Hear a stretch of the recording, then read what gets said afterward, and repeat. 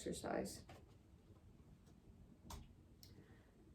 The results, the surgery group lost significantly more weight in the first 3 months and at years 1, 2, and 3 after surgery compared to the lifestyle group.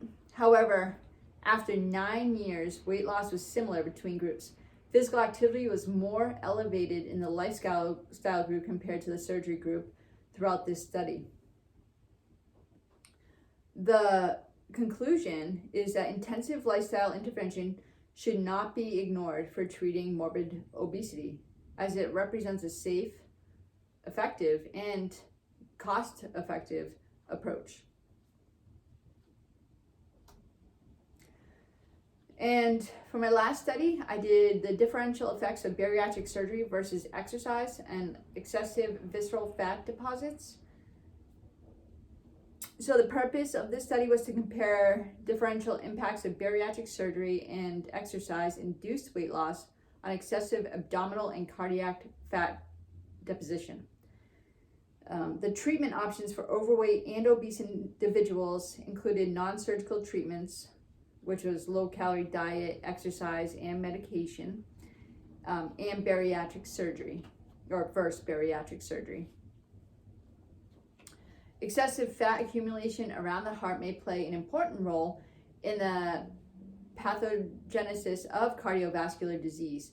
Recent evidences have suggested that bariatric surgery results in relatively less decrease in epicardial fat compared with abdominal visceral fat and pericardial fat. The method was that 64 consecutive overweight or obese subjects were enrolled in this study. Clinical characteristics and metabolic profiles were recorded. The volumes of abdominal visceral adipose tissue, abdominal subcutaneous adipose tissue, and epicardial adipose tissue, and pericardial adipose tissue were measured by compound tomography in the bariatric surgery group and the exercise group at baseline and 3 months after intervention.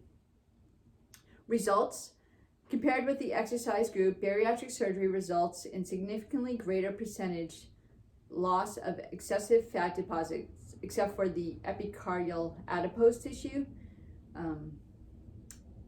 So epicardial adipose tissue is surrounding and in direct contact with major coronary arteries and branches, and it helps your coronary circulation. And this was through gastric bypass surgery. And this study is limited by a small sample size and a short follow-up period, so they recommend that more studies like this be done. Physical therapy and bariatrics. So if your patient does choose to have bariatric surgery and they come and see, or the surgeon says, okay, we're going to follow up with a PT plan. There's, outpatient, acute, and home that we can all focus on, but the outpatient is the most common, and this can be started before surgery and or after surgery once cleared by the surgeon and your doctor.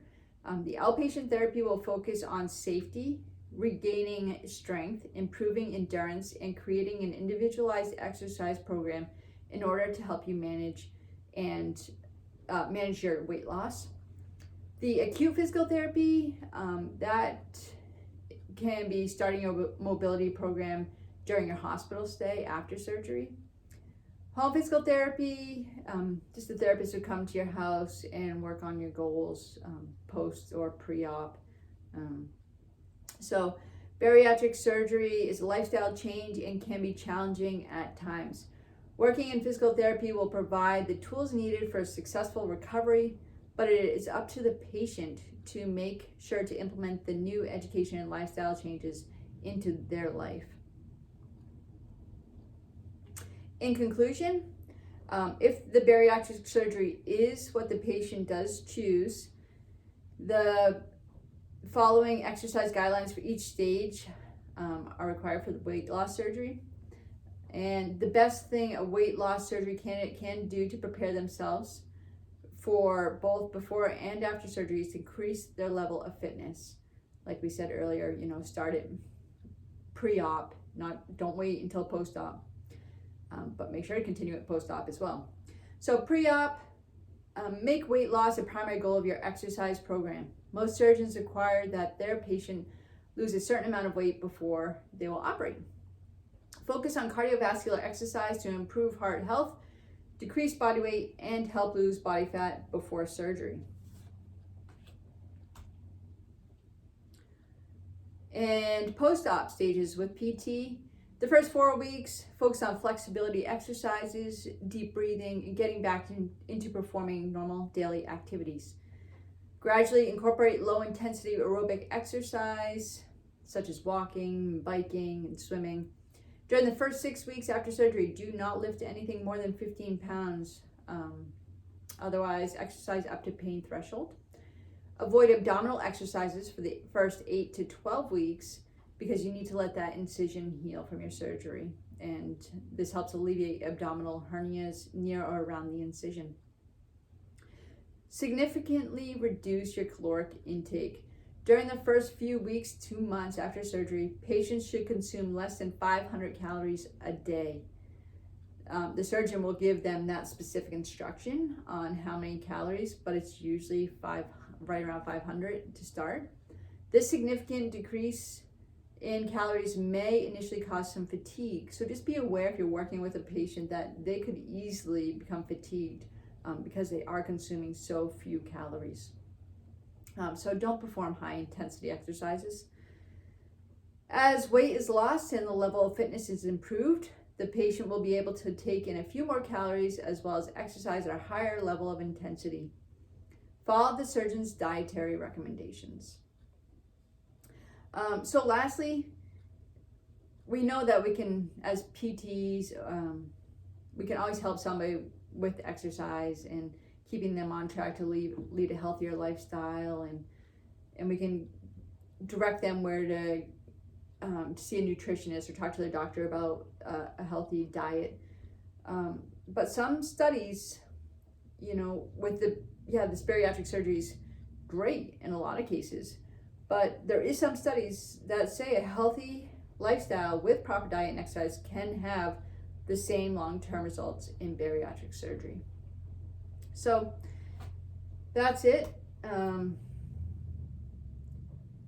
guess my final thoughts is a lifelong exercise program is critical to weight loss surgery for a patient's long-term success.